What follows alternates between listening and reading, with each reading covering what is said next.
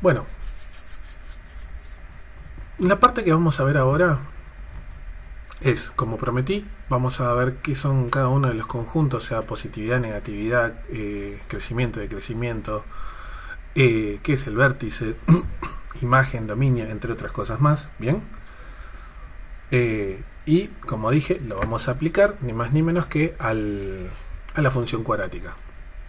El análisis que vamos a hacer ahora va a ser con funciones así medio random, que me refiero. Con random me refiero que son distintos ejemplos.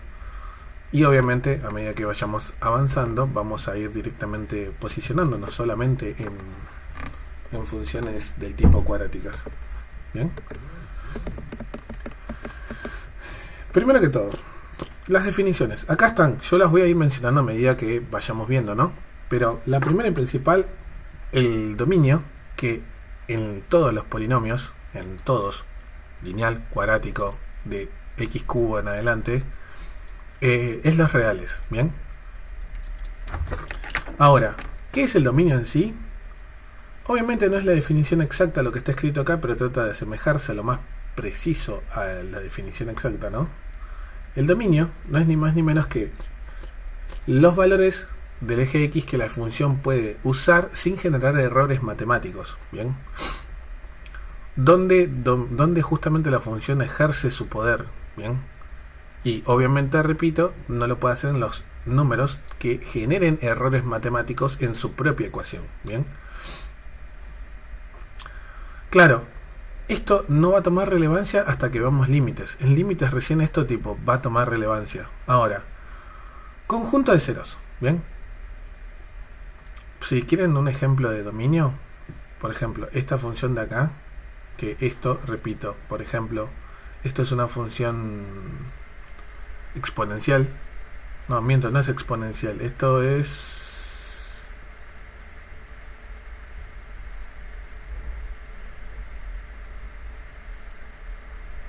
Esto, si no me equivoco, es la parte de una homográfica. Pero bueno, supongamos este dibujo de acá raro. Va desde menos infinito hasta... Esto es algo que no tiene el dominio, por decir así, completo. Completo no es que no lo tenga completo, sino que no utiliza completamente el eje X. En cambio, una cuadrática, su mismo gráfico lo ejemplifica, tipo, si ustedes dibujan una cuadrática con una graficadora y la extienden y lo extienden y lo extienden, van a ver que el dibujo continúa. ¿Y por qué? Porque no hay problema con ningún número. En ningún momento van a encontrar un huequito o algo así, o un pedazo donde la función no esté. O tampoco van a notar que, che, mirá, no pasa cierto valor, como está pasando acá en la izquierda. Repito, a medida que cuando empiecen a aparecer problemas con el dominio se los iré explicando, pero por el momento no se compliquen tanto con eso. Ahora, imagen. La imagen son lo mismo que el eje X, lo mismo, que el dominio, solo que con el eje Y. Son los valores del eje Y que la función utiliza. Por ejemplo, en el caso de este gráfico, se puede ver perfectamente que va respecto al eje Y, desde este valor que es n, ¿qué valor es ese? Y ya depende de cada gráfico, ¿no? Yo pongo n para decir, che, mira, es un número. De acá para arriba, ¿no? Esta línea amarilla que está dibujada así horizontal es simplemente para que la tomen de referencia, como para que se den cuenta, che, mira, la función no pasa más abajo de esto. Entonces la imagen va a ser desde n a más infinito. En este ejemplo, ¿no? Cabe remarcar algo. La imagen normalmente es el único intervalo que lleva corchete. Repito, es el único intervalo que lleva corchete. Este ejemplo no lo vamos a volver a ver hasta que veamos trigonométricas, pero este es un ejemplo de una función cuya imagen está comprendida entre dos valores. Acá tienen otro ejemplo con una función cuadrática, ¿bien? Donde en este caso la cuadrática está yendo hacia abajo, o sea, como si estuviera haciendo una U invertida, una n, por decir así. Está yendo hacia abajo, claro, ¿qué ocurre? La imagen va a ser desde menos infinito hasta este valor de acá, ¿bien? Que la n la escribí al revés, ¿no?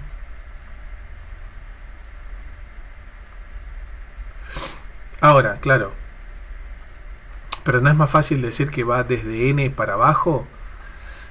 A ver, es lo mismo decir que va desde este valor para acá abajo que decir que va desde abajo hasta ese valor. Con la diferencia que para la matemática las cosas tienen que ir ordenadas, entonces, como está incluido el menos infinito, y lastimosamente tengo que agarrar y primero escribir el menos infinito en el intervalo. Ahora, ¿por qué esto no se los mostré con una función lineal? Porque en la lineal, a menos que sea horizontal, repito, a menos que sea una línea horizontal, la imagen es los reales. Sea el caso de la izquierda o el de la derecha, la imagen es los reales. Solo cuando es una línea horizontal, la función lineal tiene como imagen a un valor. Que encima rompe el caso de que van con corchetes, directamente tipo va con llaves. ¿Por qué? Porque es un único valor. La función no toma otro valor que no sea justamente el número donde corta el eje Y. Entonces, acá ya van entendiendo por qué lo explico principalmente con cuadráticas y no con lineales. Ahora, conjunto de ceros, ¿no?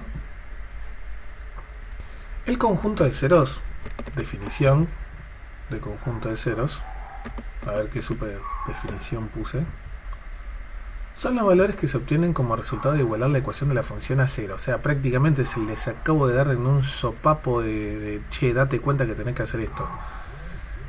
En la función cuadrática, en cuadrática pueden ser dos distintos, dos iguales, o sea, un único valor o ninguno. Gráficamente, no lo escribí, pero gráficamente son los puntos donde la función corta el eje X. Bien, estos puntos, como peculiaridad, ¿cómo son? Y en X tienen un valor y en Y valen 0. Este es el principal motivo por qué ustedes igualan la ecuación de la función a 0. Se llaman ceros por eso, porque en Y valen 0. Y repito, igualamos la ecuación de la función a 0 porque estamos diciendo, che, mirá, Y tiene que valer 0. Entonces, ahora ya saben por qué se llaman ceros. Otro nombre también es que se les dice raíces.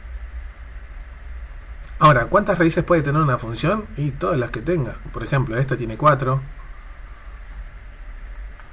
Esta de acá a la izquierda tiene 1. Y es una cuadrática. Ya vimos ejemplos de cuadráticas que tienen 2 raíces. Caso ejemplo, este de acá.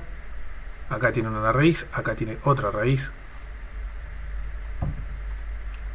Y irónicamente, las funciones, las 4 que están acá, perdón, las 3 que están acá, ninguna tiene raíces. Ejemplo, una función lineal horizontal. Esta función lineal horizontal no tiene raíces. ¿Por qué? Y porque nunca corta el eje X. ¿Y por qué? Y porque es una línea horizontal, no sube ni baja. Y esto de acá, esta cosa de acá, es una función exponencial. Esa sí es una exponencial. Ok. Y esa no tiene raíces, ¿por qué? Y porque, irónicamente, a propósito lo escribí, mejor dicho lo dibujé, esta tiene como asíntota el eje X. Más adelante vamos a ver que es una asíntota y van a comprender que no la puede cortar. Análisis matemático en este momento me está pegando una puteada cósmica, pero bueno. En análisis matemático la definición de asíntota es otra cosa. Pero volviendo a lo nuestro, ustedes imagínenselo como que no lo puede cortar. Entonces, al no poder cortarlo por ser asíntota, y no tiene conjunto de ceros. Lo mismo está de acá. Al estar más abajo, y al ser justamente una función periódica, su comportamiento no va a cambiar. No es que mágicamente, tipo, en el infinito va a agarrar y va a decir, vale, me pinta atravesar el eje X. No.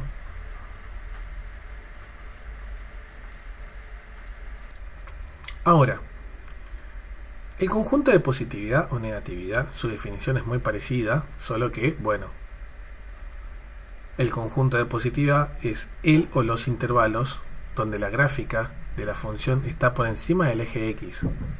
Se marcan usando el conjunto de ceros. ¿Qué estoy queriendo decir? Para que yo pueda armar los intervalos de positividad o de negatividad, si es que hay, porque me puede ocurrir que sea solo positividad o solo negatividad, o me puede ocurrir que haya ambos, o me puede ocurrir que sea positividad menos un punto o negatividad menos un punto, distintas posibles opciones, yo necesito obligatoriamente saber si hay conjunto de ceros o no. O sea, no puedo hacer positividad o negatividad sin saber el conjunto de ceros. Entonces, por ejemplo, este gráfico de acá, los únicos tramos que están por encima del eje X son los que están marcados con amarillo, que son este de acá y este de acá. Esos son los únicos tramos que están por encima del eje X. Bueno, en este dibujo la función tiene positividad desde n1 hasta ¿dónde? Hasta n2. Listo. ¿Y dónde más? Desde n4 para la derecha. De n4 para la derecha, ¿cómo que para la derecha? Si se va para arriba, sí, pero me refiero a que desde n4 para valores más grandes sigue siendo positivo. Bueno, a más infinito. Remarco, el más infinito no es porque se va hacia arriba o porque estaba por encima. Me refiero a más infinito porque me estoy yendo de este valor para acá. ¿Bien? ¿Qué es lo curioso? Y acá necesito hacer una salvedad. El dominio, claro, no es ni más ni menos ver qué valores del eje X se usa. La imagen, qué valores del eje Y se usa. El conjunto de ceros, qué puntitos del eje X estoy atravesando. ¿Bien? ¿Qué valores del eje X estoy atravesando? A partir de acá, todas las cosas se indican con intervalos respecto del eje X. O sea, dónde comienza y dónde termina en el eje X. ¿Se respeta que uno para identificarlo tiene que identificar el fenómeno que corresponda? Sí. Pero siempre respecto al eje X. Ahora, distintos ejemplos. El ejemplo este de acá a la izquierda, positividad es vacío. Repito, este de acá, positividad tiene vacío. ¿Y por qué? Porque no tiene nada por encima del eje X. Entonces, positividad, 0. Tachado, obviamente. Hay otras funciones que me puede llegar a ocurrir que sean netamente positivas. Caso ejemplo, esta exponencial o esta función lineal horizontal. ¿Y por qué? Porque están por encima del eje X. En este caso, fíjense cómo pongo cuando una función es completamente positiva, los reales. Bárbaro. Y en el caso de esta de acá abajo, bueno, vuelve a lo mismo. Conjunto de positividad vacío. Ahora, ¿y esto? Una función que toca, no que atraviesa, toca el eje X, ¿cómo sería? Y bueno, positividad va a ser todos los números menos ese valor donde toca el eje X. Y acá la pregunta del millón es ¿por qué?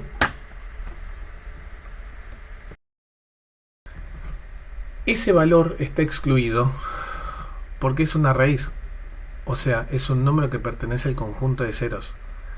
El conjunto de ceros, justamente, si tenemos conjunto de positividad y conjunto de negatividad, tengo que tener algo que sea neutro a ambos, el conjunto de ceros. Entonces, repito, si bien no lo atraviesa, lo toca, ese valor es un número perteneciente al conjunto de ceros. Y según la matemática, los ceros no son ni positivos ni negativos. Y uno dice, pero ese número no sería un cero. O sea, es una raíz, es un valor perteneciente al conjunto de ceros. Sí, es un valor que si yo lo reemplazo en la ecuación me da como resultado, ni más ni menos, 0. Sí. Justamente, ese mismo fenómeno es lo que le impide que yo lo pueda incluir en positividad. Bien. Ahora, claro, entonces repasando. En este ejemplo tenemos positividad, dos intervalos. Acá tenemos positividad todo, acá tenemos positividad nada y acá tenemos positividad todo. Repito, todo menos un valor. Ahí lo checo un poco porque lo moví tan rápido que por ahí los confundí. Repito, acá tenemos dos intervalos, acá no tenemos nada, acá tenemos que es todo, acá tenemos volver a tener que es nada, y en este último, como dije, es todo menos un valor. Con esto ya remarcamos que los puntos donde la función corta o rebota respecto del eje X no son ni positivos ni negativos. Por eso también es que justamente, si bien los intervalos marcamos, che, mirá, comienza en tal valor y termina en tal valor, le ponemos paréntesis, porque justamente estamos diciendo, che, mira, ese valor no pertenece, no le ponemos corchetes justamente por eso, no pertenece a positividad. Sí, entre esos números, por ejemplo, entre n1 y n2 en este caso, tenemos positividad, ¿bien? Pero,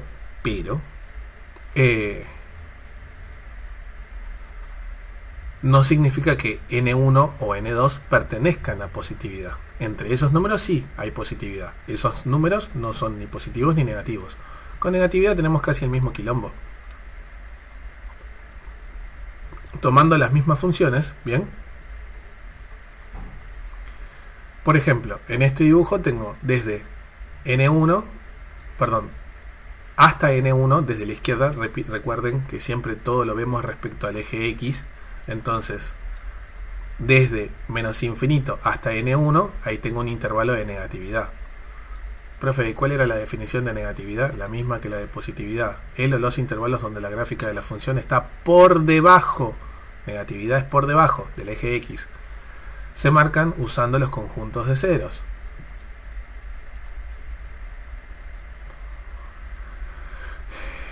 Remarco, desde menos infinito hasta n1, bárbaro.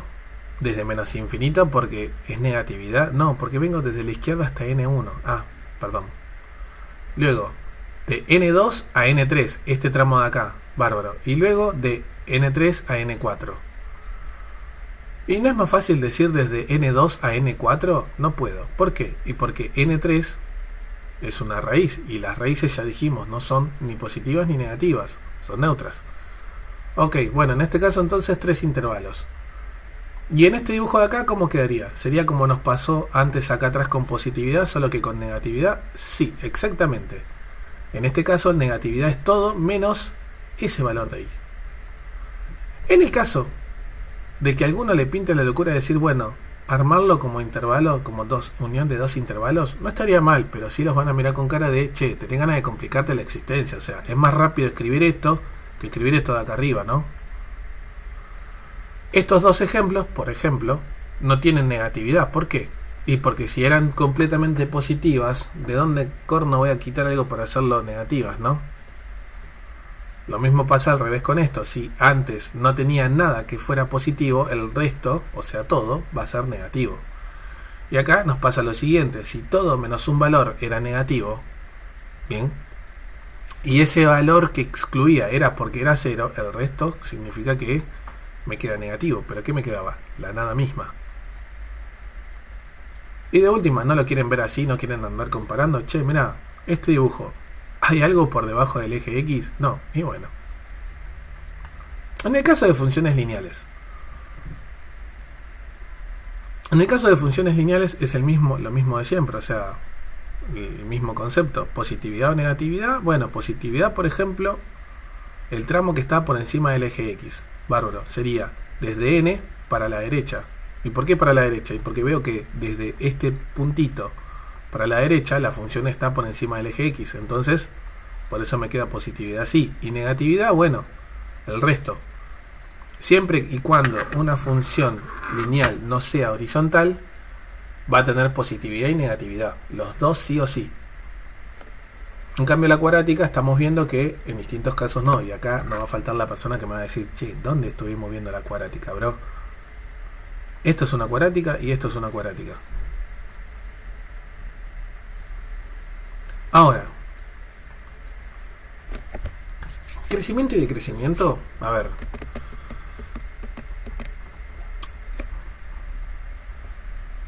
Yo lo estoy escribiendo medio a lo jeringoso, ¿no? Es el intervalo donde la función sube en el caso de crecimiento, ¿no?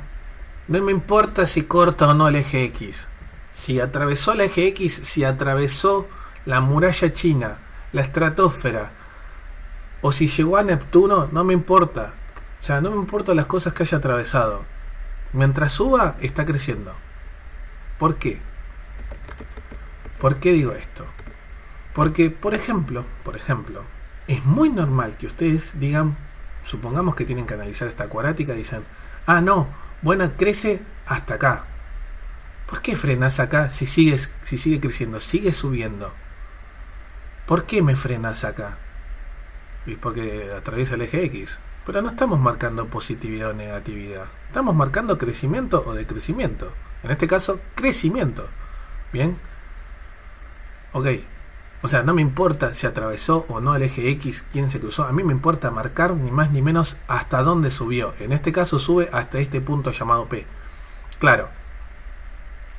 En este caso, el intervalo de crecimiento va a ser, repito, intervalo de crecimiento desde menos infinito hasta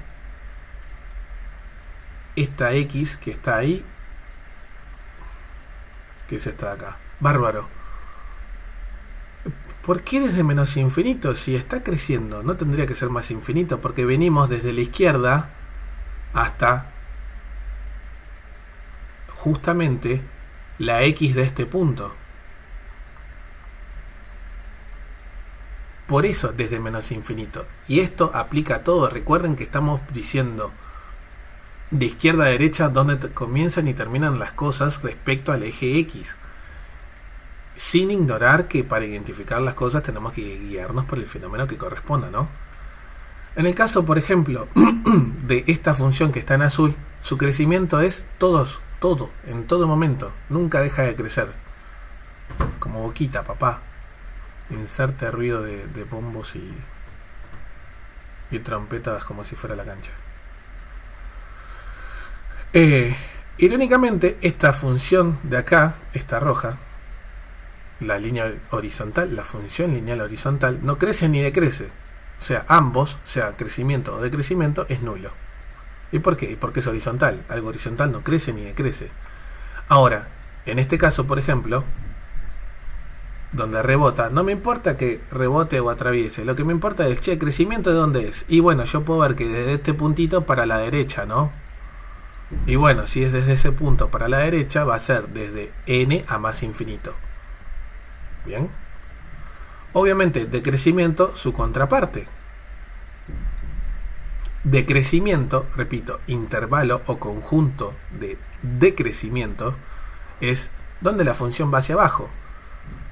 Bueno, en este caso, el mismo gráfico, desde este puntito para la derecha, ¿no? Esa dislexia que estoy manejando, loco. Desde este puntito para la derecha, y bueno, sería desde la X de ese punto, bien, que sería X1. Yo lo llamo X1, tipo. La cuestión es que lo que me importa es que cuál va a ser la X del punto donde yo veo que empieza a bajar.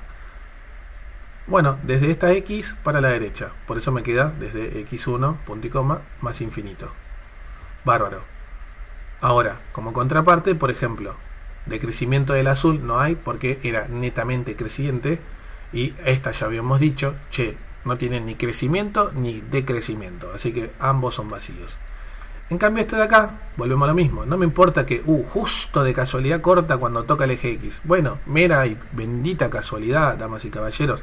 Recién vimos acá atrás una que atraviesa el eje X y sigue decreciendo después de atravesar el eje X. Esta justo frena en el eje X y se pega la vuelta. Bueno, decrecimiento es este tramo de acá. Ahora, nunca va a faltar la persona que me va a decir, profe, pero ¿cómo yo me doy cuenta y no los confundo al revés? ¿Cómo no sé que, cómo yo sé, perdón, cómo me doy cuenta cuándo crece y cuándo decrece? Porque usted lo está marcando porque sabe, pero yo en el gráfico, ¿cómo me doy cuenta, che, mirá, en este tramo está subiendo? ¿Por qué no en este tramo está bajando o al revés, como me pasó acá? ¿Por qué en este tramo no está subiendo? Porque estamos mirando las cosas de izquierda a derecha. De izquierda a derecha esto baja y esto sube. ¿Bien? Acá tengo otro gráfico. Ah, ya lo había escrito.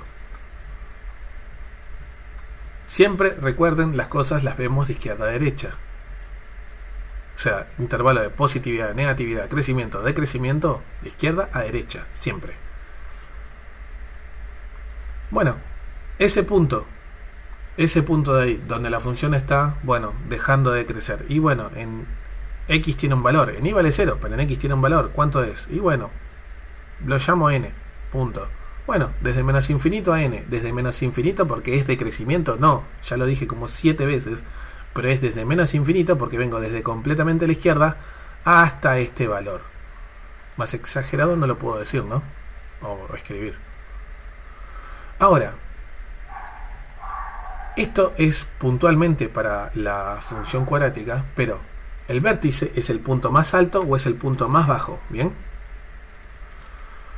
¿Y por qué es el punto más alto o es el punto más bajo? ¿Y en qué momento es el más alto y en qué momento es el más bajo? Todo depende principalmente de la forma de la función. Si está como una U invertida, va a ser el punto más alto. Si está como una U normal, va a ser el punto más bajo. Ok, pero entonces es un punto nada más. Sí, un punto que principalmente nos va a marcar respecto a su valor en X, hasta dónde crece o hasta dónde decrece, y lo mismo al revés. O sea, nos va a marcar el inicio o el fin del crecimiento y del decrecimiento de ambos. Además, en el vértice mismo pasa lo que se llama el eje de simetría. ¿Qué es lo que tiene de especial el eje de simetría? El eje de simetría me dice, che, mirá, yo ya sé que lo dibujé muy mal, pero si yo doblara todo mi dibujo por esta línea imaginaria, las dos mitades se tendrían que superponer. En criollo, literalmente, como que una es el reflejo de la otra. Remarco, lo dibujé como el traste, los ejemplos, ¿no? Pero por donde está el vértice pasa el eje de simetría. Exactamente no es donde está el vértice, sino en la X del vértice. En el valor de la X del vértice pasa el eje de simetría de nuestra función cuadrática. Ahora, dato curioso también, que yo sé que alguno no va a faltar que va a decir, ok, pero ¿y qué onda este fenómeno?